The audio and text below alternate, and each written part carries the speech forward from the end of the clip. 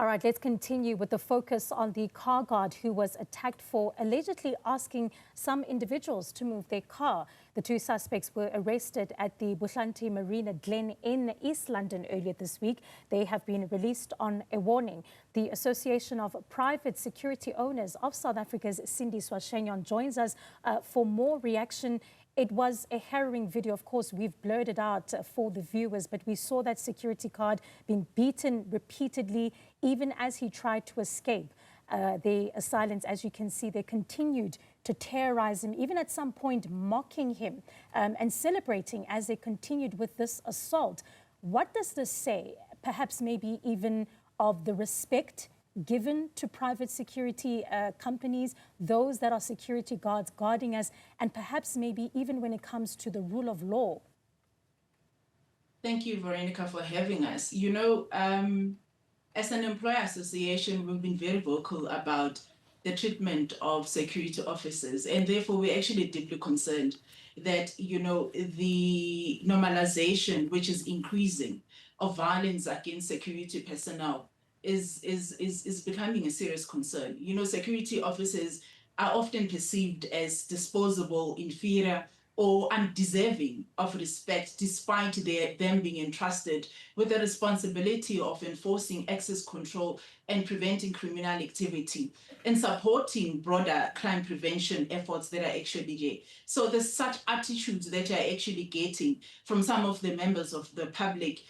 You know, it only fuels the lawlessness and also emboldens criminal behavior. And therefore, as TAPSOSA, we cannot be able to sit back and condone such brutal attacks on our security officers that are actually there to protect people, property, and communities. And are also front workers who operate under extremely challenging and dangerous conditions. And for them to be treated in such despicable manner and barbaric act in terms of how it was done, and that act to be celebrated by those who are committing or those perpetrators, we therefore need to do something. And therefore we actually also condemn the act, but also, you know, we are happy that the police services has actually taken a strong stance with regards to that by able to actually arrest these particular perpetrators. And we actually need to be able to set this case as an example that these people are people that are there and entrusted with actually a responsibility of keeping peace and order,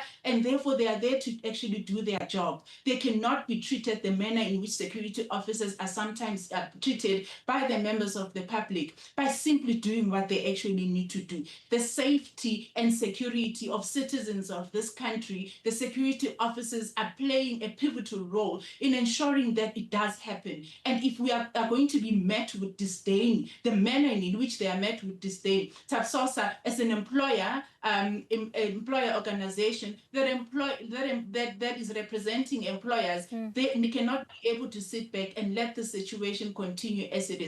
As I had indicated, this is not an isolated situation. Yeah. It is just that this one went viral, and therefore you can actually see by yourself exactly what has transpired. Yeah, and it begs the question then, what support and protection is given to security officers, particularly when they are faced, you know, with such violence as well?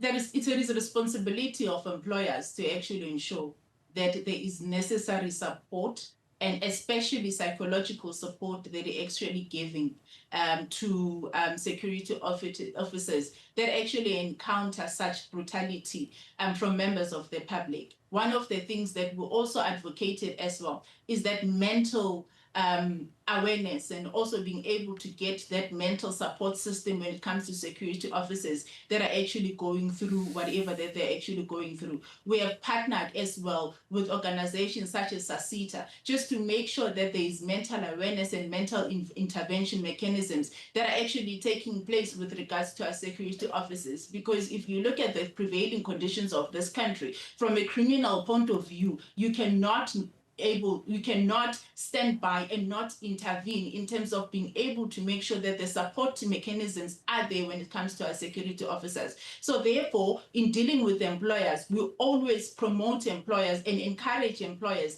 that we need to be able to ensure that security officers are equipped enough and are safeguarded and therefore supported when they're encountering such elements that are actually happening in this country. And as TAPSOSA, we are saying that those that have been arrested, we are going to make sure that we pursue and pursue and pursue until the legal system is able to actually come forth in terms of being able to bring justice to the family and as well the security officer that has been affected. Security officers are humans as well, and they should be treated as such. And it is our responsibility as employers that we protect them as much as we can. And that is what we're going to do. We're going to pursue this case until the end. Yeah. And even as I look at your statement, a part of it stands out for me that says the normalization of violence. And you say that this incident that we saw is not isolated. I mean, what type of violence are we seeing in terms of the treatment of security officers? And I know that it gets so dangerous to the point where some of them even lose their lives. You know, you would have noticed even in 2025, we actually came out where there was blatant attacks and rapes of security personnel in some of the remote areas of this country.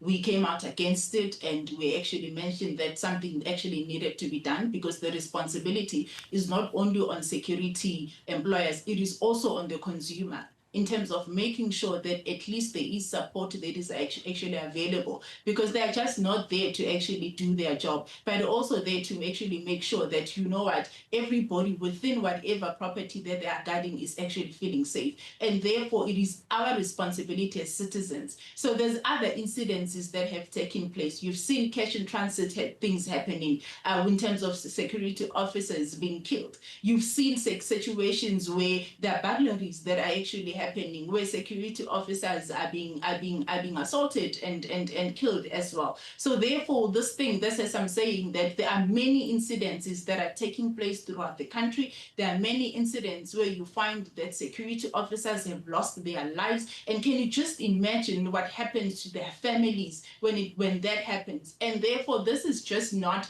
about a security officers. This is a officer. This is about us as responsible citizens not to condemn such, to be able to actually ensure that these security officers are actually treated with respect and are protected, just as we would like to be protected by these particular security officers. So these incidences that have been happening throughout the country, as I had said, Veronica, you can be able to go to the breadth of this country. You'll be able to find that in each and every provinces, there are statistics that are there that showcases exactly such treatment that is happening to security officers. It's just that this one has become exposed. And now that it has become exposed, what are we doing about it as responsible citizens of this country? And a very important question that you pose there, private security owners of South Africa, Sindiswa Changuion. Thank you so much for your response and your reaction as well.